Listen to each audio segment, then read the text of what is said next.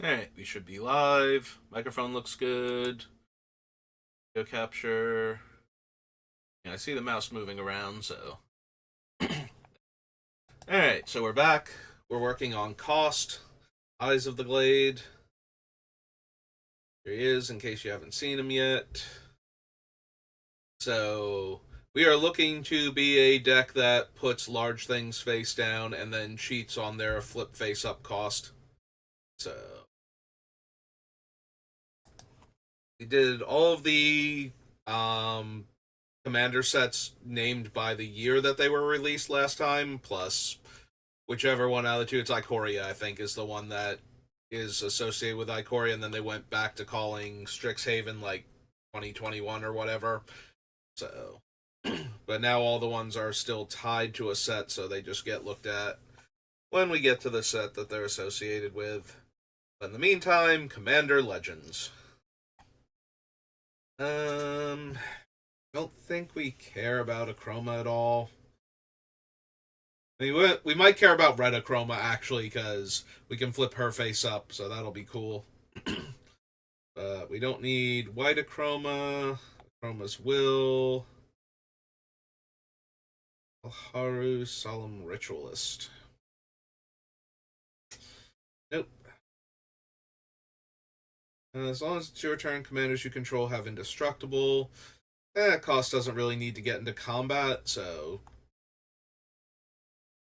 having him be indestructible only on my turn isn't the most helpful thing. Don't need Apex Devastator.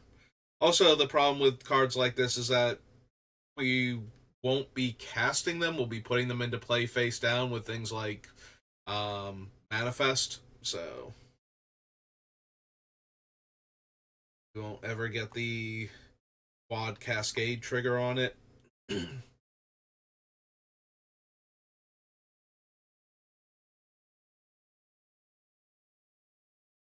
Archon, Sky Hunter, no.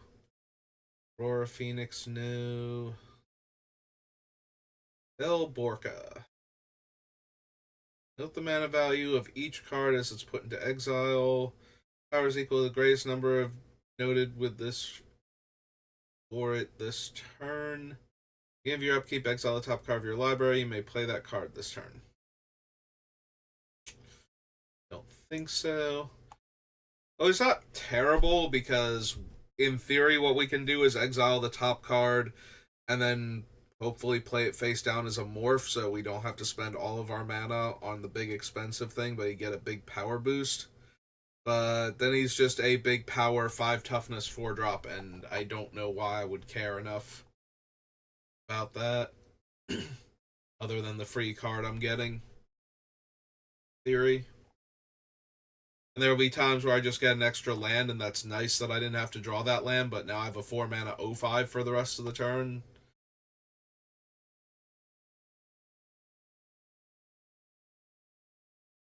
Ugh.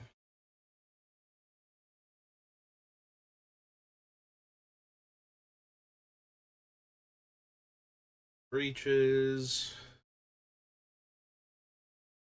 Gets +1/+0 for each land defending player controls. Eh. Worship Pirate. +3/+3 and protection from blue and black. No. I don't think I need the quartz. I don't think I want to be the monarch at all, so none of those are particularly helpful. Gold 7/5 Trampler, but that's about it. Still don't want to be the monarch.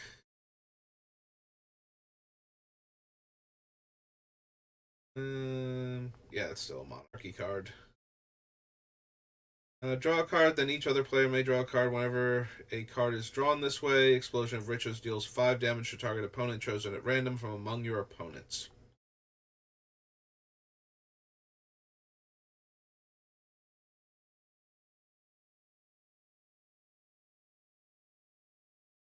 Attacks it deals damage to the player or planeswalker it's attacking equal to the number of artifacts I control. Not planning on having a ton of artifacts for this deck, so Yeah, our commander is very cheap, and we're trying to circumvent mana cost. So, aside from certain cards, I don't think we need a ton of ramp.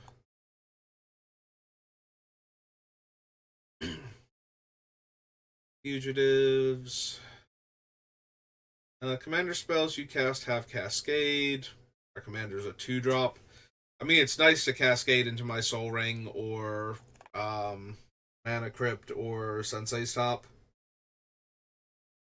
But I think that's about it for what I can Cascade into, most likely.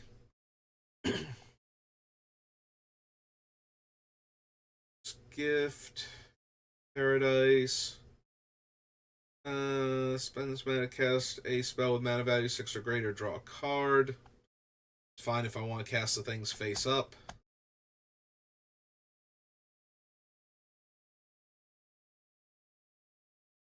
If I was going to have a ton of 1/1 counters, making them all essentially free by having 3 counters among my guys would be neat.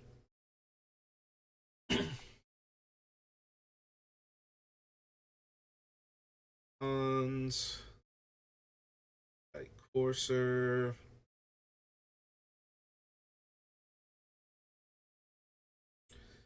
Impulsive Pilferer. Annuity Engine. No.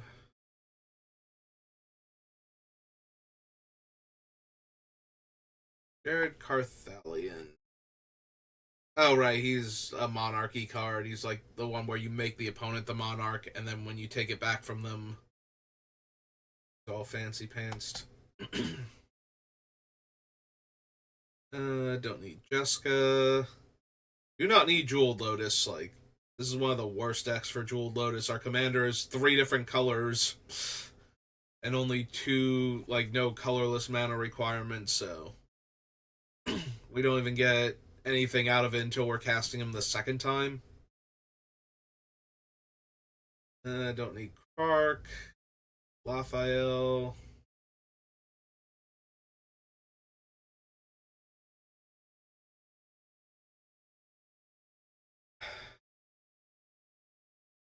So the biggest problem with Levio here is that since she's not actually our commander, if we exile something with her, we're probably not going to be able to get it back, even though it still has the Aegis counters on them. Like, if she dies, we have to reanimate her, and I don't think our deck really does that.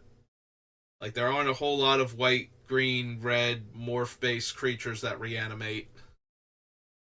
So, yeah, that one's probably not happening.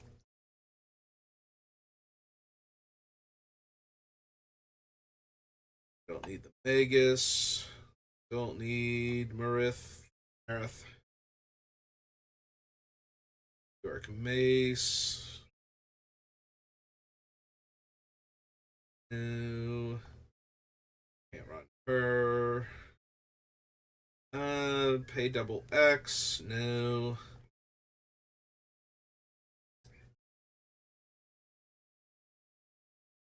Order.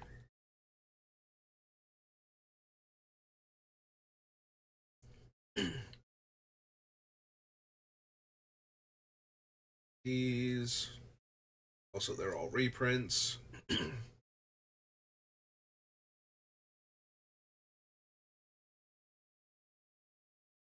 Triniform is neat if I can manifest it, but it's going to be awfully hard to do that consistently. I'm thinking Scroll Rack with the enchantment from um, Fate Reforged that lets you pay mana to manifest the top card of your deck. But I didn't take Triplicate Titan. And I think that one's slightly better because we're never going to encore this, so it's basically the same thing except it doesn't have all the good keywords on it. So yeah, if I'm going to do something like that, I probably want Triplicate Titan more than I'd want the Phyrexian Triniform.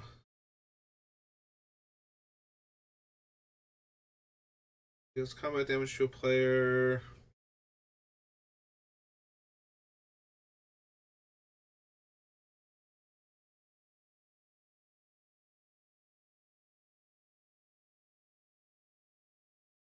care about Rebecca. Don't need response. Whenever a creature you control that's enchanted or equipped attacks. Nope. Not what this deck is doing. First Strike, Menace, Trample. No. Rootweaver, Druid.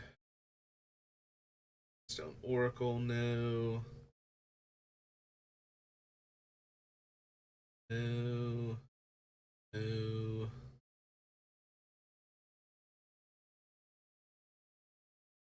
Slurk. Bullfire Eruption. Choose any number of target creatures, planeswalkers, and/or players. Exile the top card of your library. Deals damage equal to that card's mana value to that permanent or player. You may play the exile cards until the end of your next turn.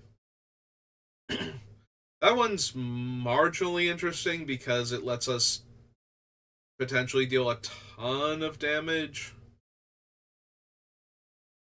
There will be some where we hit lands and therefore don't get to do the damage, or we hit some of our cheap spells, and it's a 9 mana sorcery. It's probably not worth it. Like, mostly because the deck shouldn't need to get to 9 mana to function.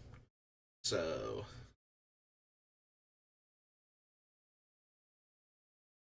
Stump Squall.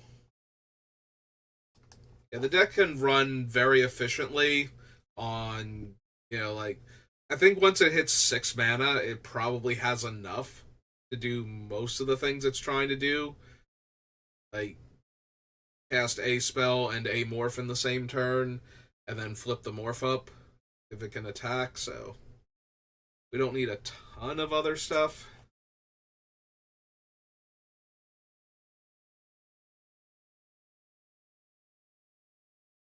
Reprints, Timely Ward, no. Go. Reckoning, no. Not even bringing back our most important card type here.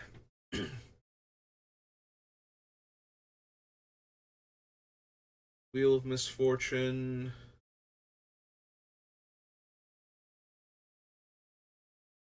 While a Soul of Steel attacks, draw a card for each aura and equipment attached to it. Nope. Ghost and Maya Elder. Alright, that was Commander Legends. On to Commander Legends Baldur's Gate.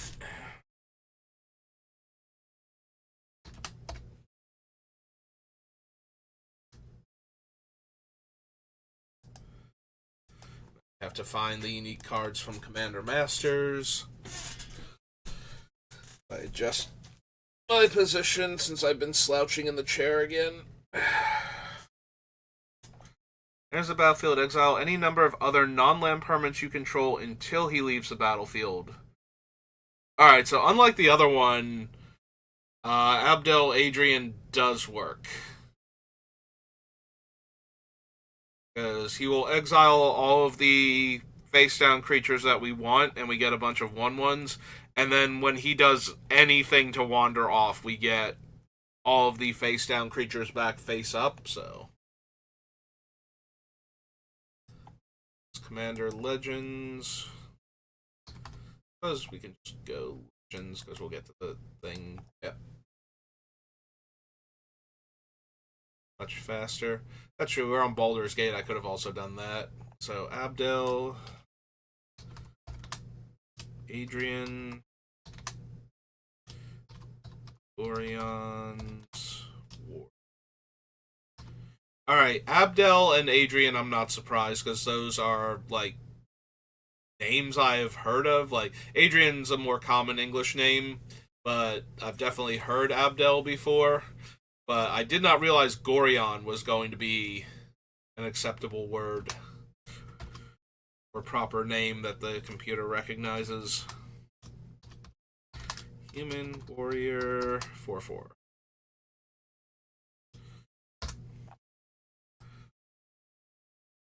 Don't need the Acolyte of Bahamut.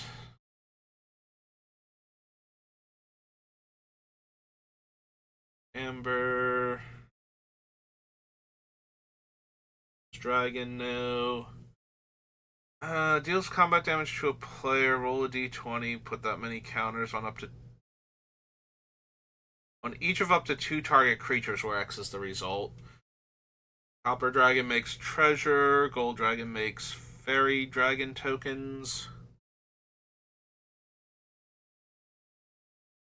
They're all just big dumb creatures, basically, with flying. Like, none of these things are so potent in the deck. Like, it's not like I have a whole bunch of I care about making token creatures for the 1/1 flyers, or I'm trying to stockpile treasure, or even that I'm growing my creatures anyway, or relying on big creatures, like, as far as things that care about how big my creatures are for scaling effects to get my opponents dead faster. Like, all of these are fine, but we can find better things to put face down that will actually win us more games when we flip them face up than any of these will. Like, any large flying creature at this point would do about the same amount of damage. So, need to find ones that are better. Our opponent searches their library, gain a life, and draw a card. Turn all creature and planeswalker cards with mana value X or less from your graveyard to the battlefield, then exile Ascend from Avernus. Probably not. Phoenix again. Tarf Slaughter, reprint. Take the initiative. Yeah, I don't think I need the initiative any more than I need the monarchy. Creatures your opponents control with power less than his power are goaded. Whenever a goaded attacking or blocking creature dies, create a treasure. Nope. Valor. Don't super care. Again, any large flying creature would do about the same, so there have to be better ones for what we're doing.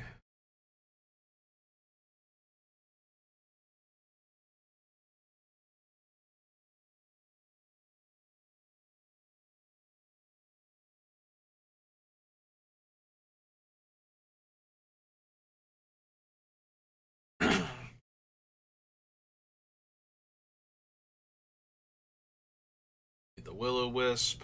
Ball's not doing anything. Blood Boil Sorcerer. I take the initiative and I can goad creatures. Nope. Goaded creatures your opponents control can't block. Cast a non-creature spell. Goad target creature.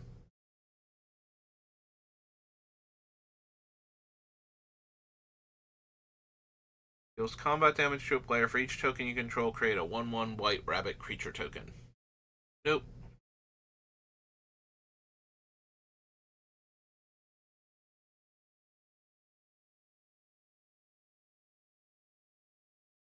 Yeah, still don't care, so we don't need the Caves of Chaos Adventurer.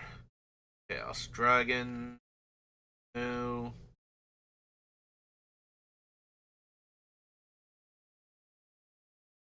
Don't need any of the gates, I don't think. You have at the beginning of your end step, if a creature card was put into your graveyard from anywhere this turn. No.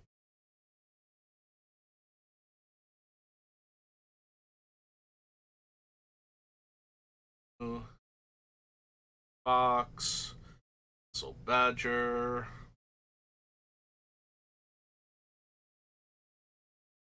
Whenever you attack, spells you cast from exile this turn cost X less to cast, where X is the number of players being attacked. Exile the top X cards of your library. Until end of turn, you may cast spells from among those exiled cards.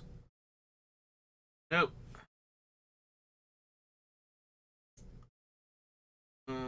Don't think I need contraband livestock. It is nice that it exiles and costs 1 less than Stroke of Midnight, but still don't think I need it as far as creature kill goes.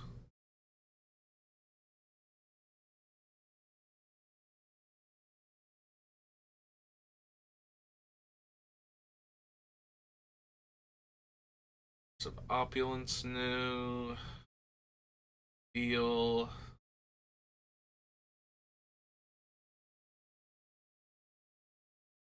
New. Death Kiss is another. Goading card. Deep Gnome Terramancer. One or more lands are on the battlefield under opponent's control without being played. Search your library for a plains card. Nope. Don't need Delayed Blast Fireball.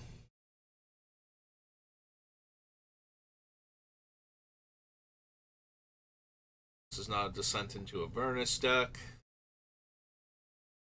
Corrupt Decorum. Lead the Emerald Dragon. Mirrorless, I don't think. Beginning of your end step, if a source you control dealt 5 or more damage this turn, create a 4/4 dragon token. Nope. Reprints, don't need Drill Work Mole. There's the battlefield. Alright, it either puts 2 lands into your hand, Kodama's Reaches, or actually gets them both into play. Beginning of combat on your turn, another target creature you control gains haste and myriad until end of turn.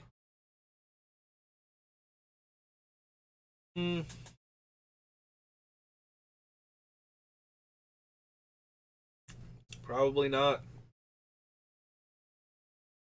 Fake Dragon.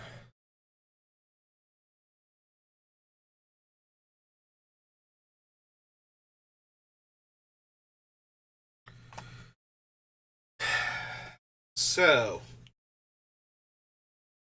Earthquake Dragon actually has Trample, first of all, so flying in Trample makes it a bigger threat than some other things. Second, if I'm putting it into play with the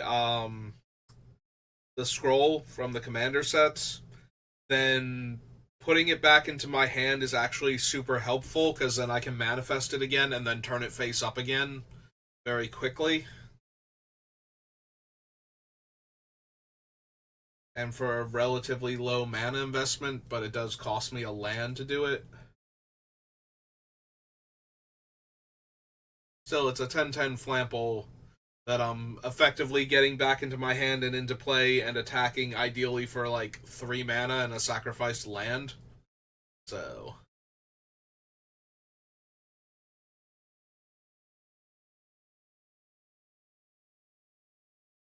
suppose that one's a tiny bit tempting compared to some of the other large creatures we could be putting into play, so I will at least consider it. Earthquake Dragon? Quake Dragon. 14 and a green. Elemental Dragon.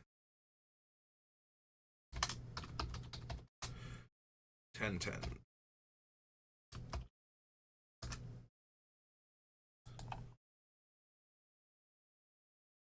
Not making a lot of creature tokens, so this busybody there can keep gossiping about other stuff.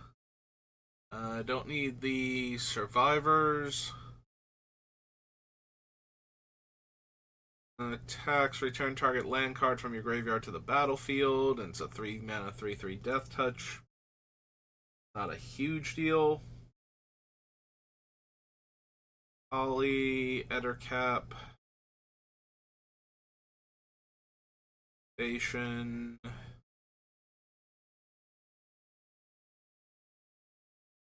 Faldorn.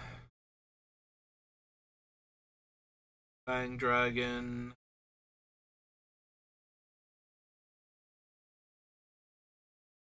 Far Traveler's not super helpful. Yeah, it has to be a tapped creature for the Far Traveler, and I have to have my commander in play, so the idea that the creature could have attacked and I had my commander and I didn't flip the creature over with my commander and now I'm going to exile, it seems like things have gone really weird, and I don't know that that's where I want to be at where I'm casting this spell. If things are that weird right now.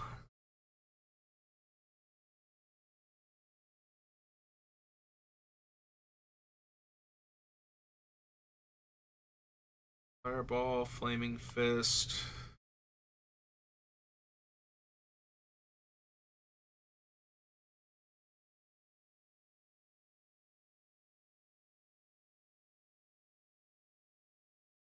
Whenever you cast a spell that shares a creature type. Nope. You have to have creature types to share a creature type with something. Don't need Ganax. Gansai Enforcers, no. Rager reprint. The creatures you control have Trample and Ward 2. Lunch. There's the battlefield. Exile any number of non-angel creatures you control until Glorious Protector leaves the battlefield.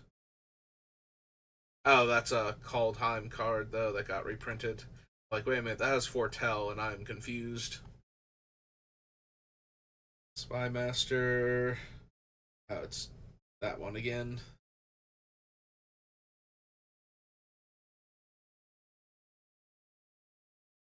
Slime. Guardian Naga, no. Fighting Bolt. Guild Artisan.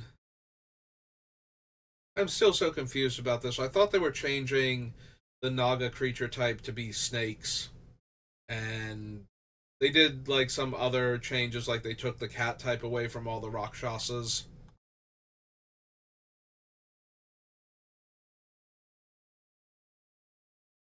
Which, I kind of feel like we could have just had Rakshasas on other planes that more accurately mirror the folklorish monster.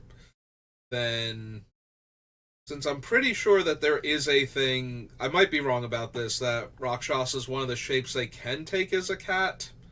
So,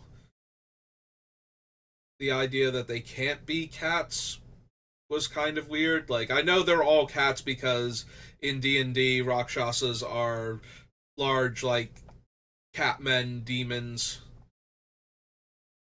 But, and they wanted to move away from that one narrow thing for them, but could have just as easily introduced more Rakshasas that weren't cats, and then it's like, well, why aren't these ones cats? It's like, because they don't have to be. They're just cats because of D&D, not because that's what Rakshasa are. So you could have Rakshas, because I think there are like 3 other animal types they can appear as in addition to being a normal humanoid that could pass for a human in most cases.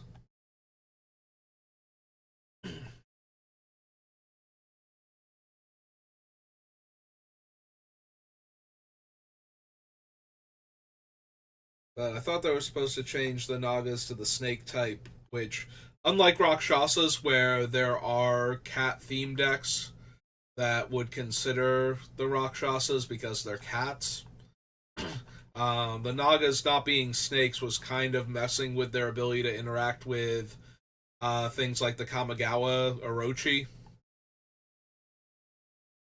even though they're all large snake creatures. So, whereas the one you're taking away something that the cards could interact with, the other one you're stopping. You were giving them a new thing that they could interact with and possibly branch out into, other ways to use them. Like now, all of a sudden, they're relevant to anybody who wants to build a Kamigawa based snake deck, which there are a bunch of snakes that reward you for having other snakes and are legendary, so that was an actual possibility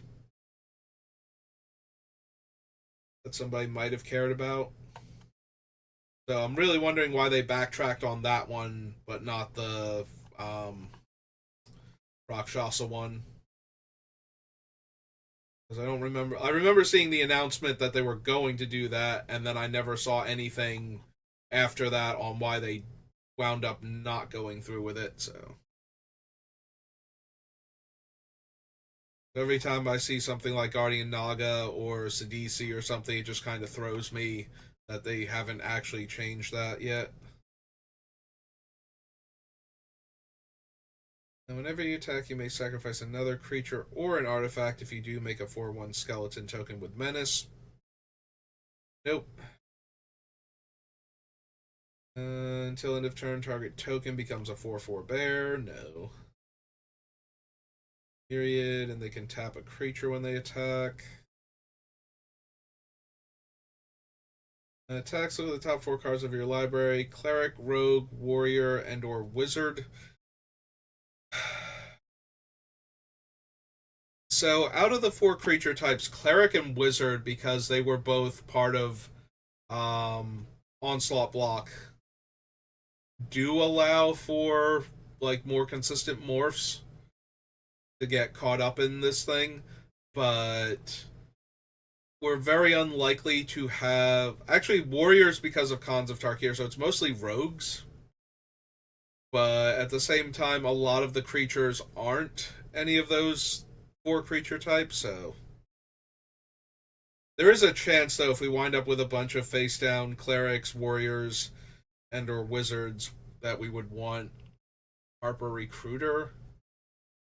I almost feel like I should put it down with a question mark because there are enough creatures that have morph of those types. I just don't know if we're going to care about those ones specifically or if we're going to want like more assorted goblins and beasts and whatnot that also have morph and can turn face up and do cool things. Harper Recruiter.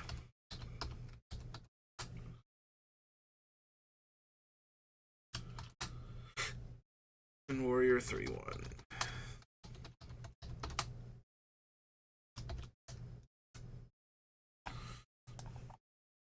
Like, I'll put it there on the list just so I don't forget about, because that's a card that I'm not going to remember later on.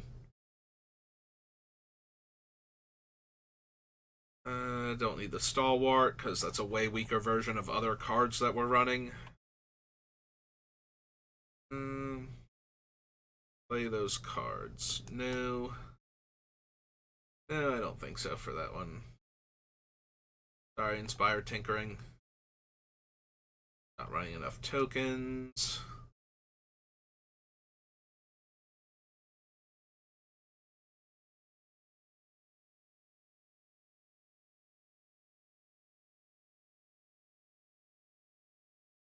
These. Jaheira. Her Respite.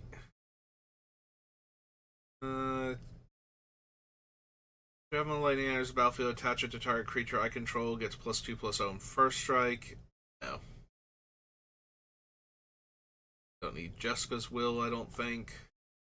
We passed on it before, but I kind of glossed over it, so. But yeah, I don't think so. We definitely didn't need Kamal's Will, making our creatures, like our lands, into 1/1 indestructible haste creatures. Don't think I need Karlach.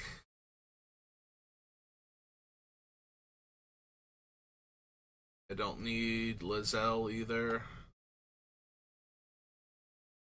Loyalty. Whenever you cast a non-creature spell, target creature gets +X/+0, where X is that spell's mana value. Nope. Enters the battlefield, you take the initiative and create a treasure token. No. Left the battlefield this turn, put a 1/1 counter on each tapped creature you control, then untap them. Lulu. Green Dragon, no. Reveal the top X cards of your library. X is the greatest mana value of a commander you own on the battlefield or in the command zone.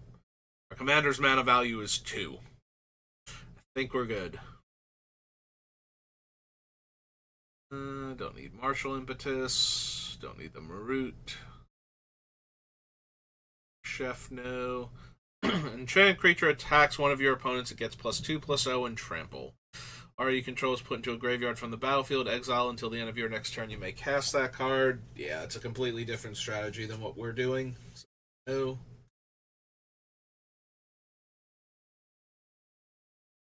Minskamboo.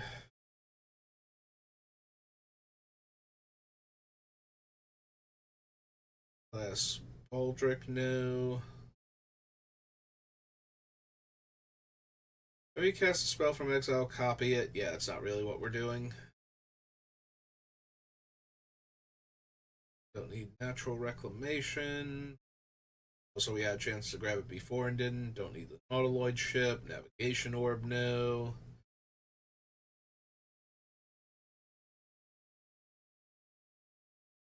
Nemesis Phoenix.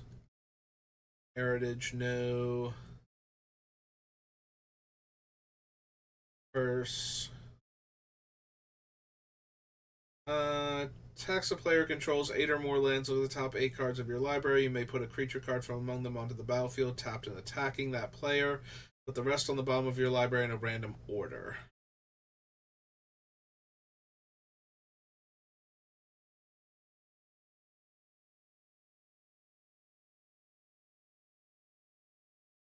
So the big thing about the Owlbear Cub is that um, it's kind of doing the thing we want to anyway, where if it's attacking and it triggers, we're bypassing the casting cost on a large creature and putting it directly into play, tapped and attacking. Just almost exactly what we're trying to do with putting the morph face down and flipping it face up mid combat. So that's not the worst option. I think the biggest problem is it's contingent on an opponent ramping with lands, and they have to get to 8 for this to trigger, so a lot of the time it's going to be a 3 mana 3/3, even if they are using land based ramp spells, unless they're using like the expensive ones to really go big over the top. Yeah, once they have 5 mana and they're getting like 4 to 5 lands into play. Which there are certainly decks that do that, it's just not the most common thing. A lot of them are going to ramp a handful of lands and then get to 8 naturally, usually by like turn 6 or so.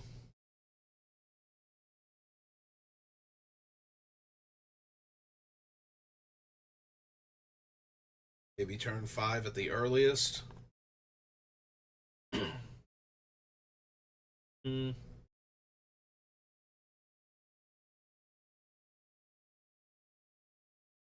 Yeah, I don't think I actually need the owlbear.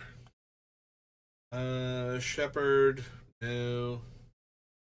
I mean, yes, but probably still not. Our commander's 2, that's 3, so we need to flip up a 5 plus power creature, which we're capable of doing, but it's not guaranteed that that's what our face down card will be.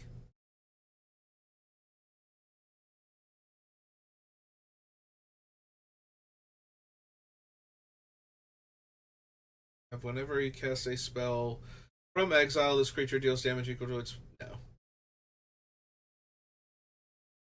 Patron. Permanent you control left the battlefield this turn. Problem is, 2 of our blink spells trigger at the beginning of the end step also. So this won't trigger because nothing has left the battlefield this turn. So we won't get the 1/1, even though we're about to blink 2 creatures. Yeah, if the condition is not true, it's an intervening if clause. It never triggers in the first place, so it's not like we can blink them and have it stacked underneath them to see that creatures left the battlefield. It's just there's no trigger on the stack to begin with. One or more creatures you control deal combat damage to a player. Go target creature that player controls. Nope.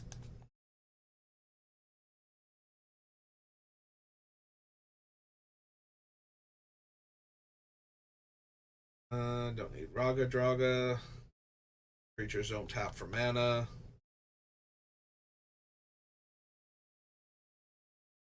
There you go. Let's just make our commander a random 10/10 rather than use its own abilities.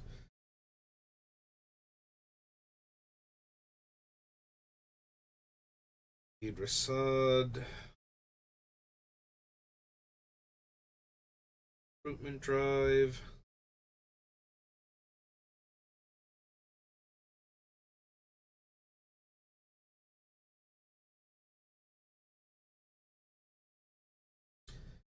Yeah, the rescue side of the Pegasus isn't particularly the best either. We should have other options like Ephemerate at that point. Exile a target creature card from your graveyard until end of turn. Till the end of your next turn, you may cast that card.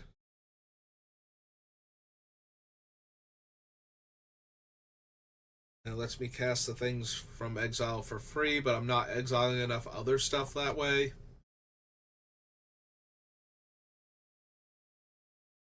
So, rug, reprints. Equipped creature gets +3/+3 and can't be blocked by creatures with power 3 or less. No. Saravox Tome. Lindworm. Nurturer, no.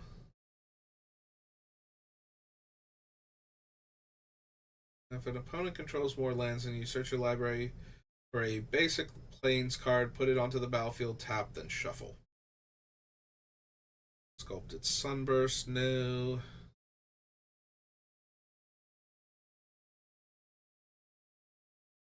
Don't need Seasoned Dungeoneer.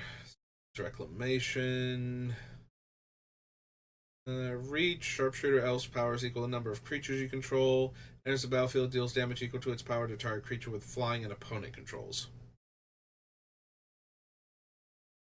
Whenever Skanos Dragonheart attacks, +X/+X, where X is the greatest power among other dragons you control and dragon cards in your graveyard.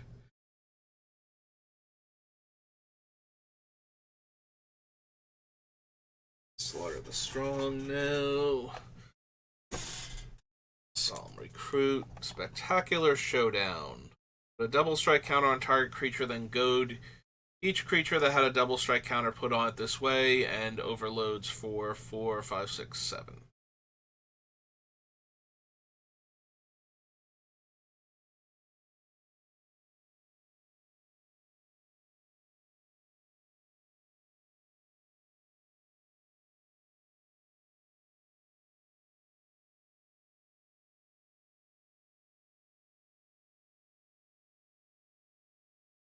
Split the Spoils, that's a reprint. Unicorn, Stick Together. Strategies of reprint, Storm King's Thunder. New. Stone Skin, Street Urchin.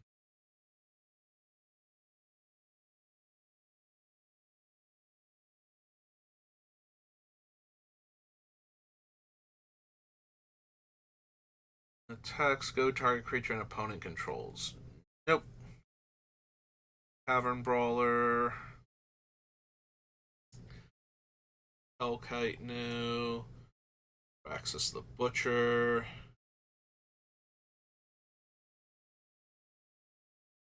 Dragon. Fanatics, I don't think so. Thunder Wave. 3 damage to each creature. Choose a creature, 3 damage to each creature not chosen, and 6 damage to each creature your opponent controls. Nope.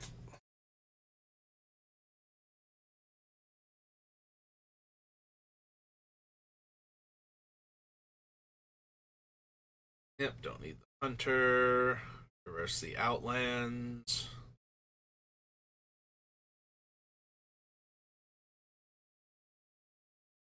Target creature gains indestructible. Enters the battlefield, you take the initiative when you attack. If you or a player you're attacking has the initiative, create 2 1/1 white soldier tokens. Nope. Ancestor, no. Venture forth.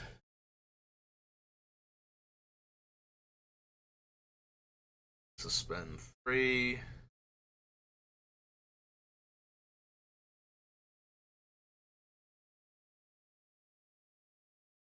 Damage each creature in Planeswalker, where X is the number of spells you've cast this turn. Sacrifice an artifact, exile the top card.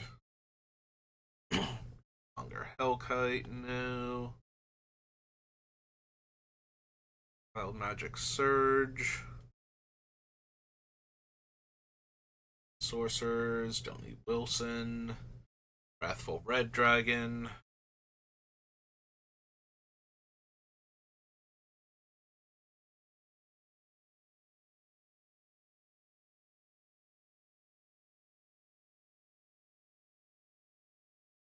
or the lowest roll.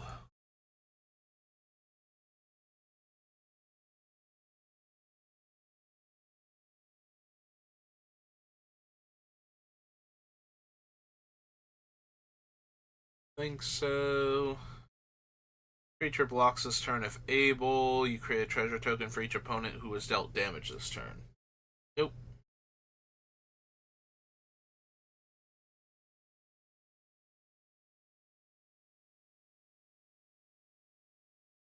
I have glossed over Will's Reversal, but don't think I need that one either.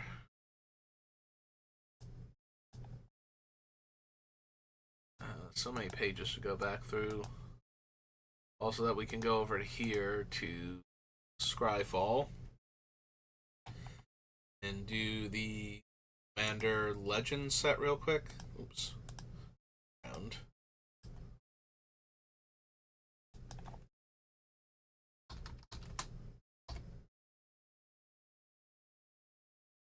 I'm sorry, not Commander Legends, Commander Masters. There we go. That's the one I'm looking for. We do this, we hit set number, but then we have to go over, because it's like the last page or the next to last page. I have to go back one more. This should be it. Once we get through the gold cards. Thought this was it.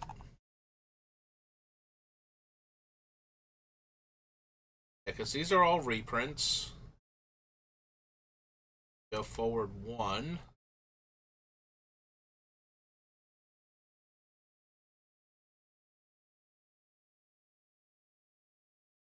Oh, is it? It's in between. So this is still the commander deck cards.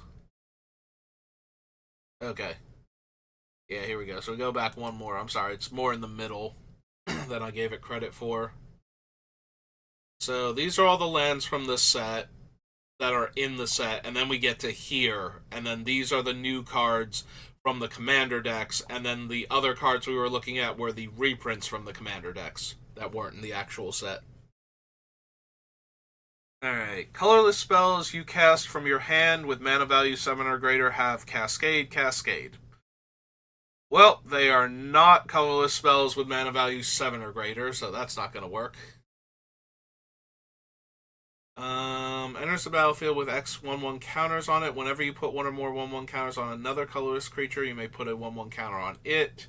When it dies, manifest a number of cards from the top of your library equal the number of counters on it. Copy target activate or triggered ability you control from a colorless source. They're not colorless by the time they have a triggered ability on the stack, so. Exile each creature and planeswalker with mana value less than the revealed card's mana value. Nope.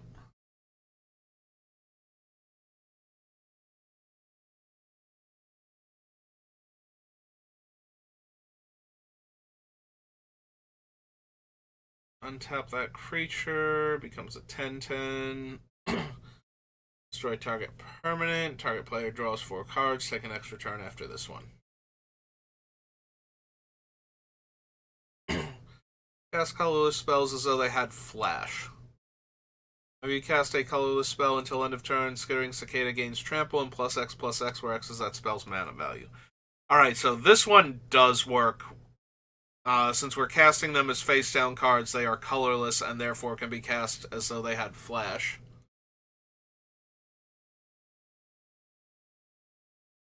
I don't know how much I care about that, though. Like, just giving them haste seems more consistent and gives me more options. Whenever you cast a colorless creature spell, manifest the top card of your library. Whenever you attack with creatures with total power 6 or greater, you may turn a face-down creature you control face up. That, on the other hand, seems very much like what we're trying to accomplish here. So this is a commander product, so we come down here to those. This is Ugin's Mastery. This is a 4 mana enchantment.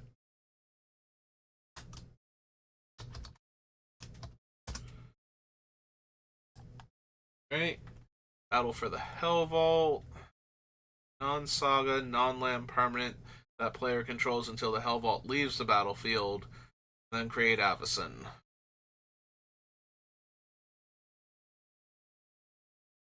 A blessing counter on creatures you control get 1/1 for each blessing counter. Beacon. Creatures can attack planeswalkers from your graveyard. Return target planeswalker. No. Shaman enters the battlefield. It's only once each turn. Eagle Sliver.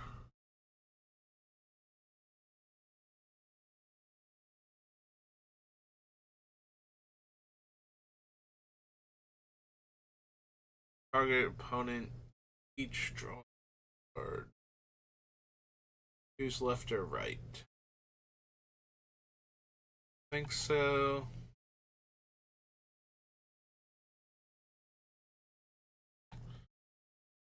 If this creature deals combat damage to a player, exile the top card of your library, you may play it. Give your end step, Chandra Legacy of Fire deals X damage to each opponent, where X is the number of planeswalkers you control. +1 add red for each planeswalker. Move a loyalty counter from each of any number of permanents you control. Exile that many cards from the top of your library. You may play them this turn.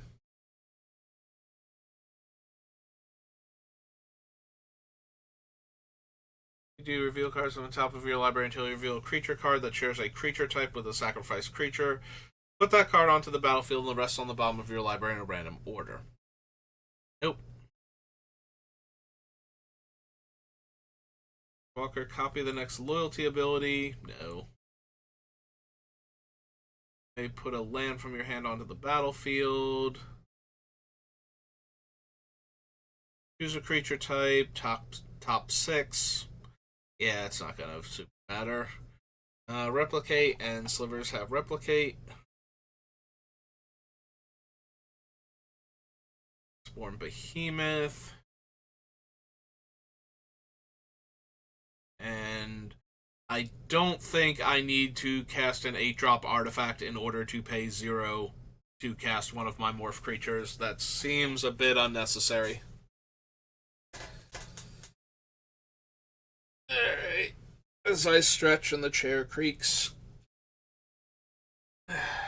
Well, we've been going for almost an hour and we made it through the 3 chunkiest commander sets to have to go through, so I think I'm going to call it there for today. So thank you for watching, and I will see you next time.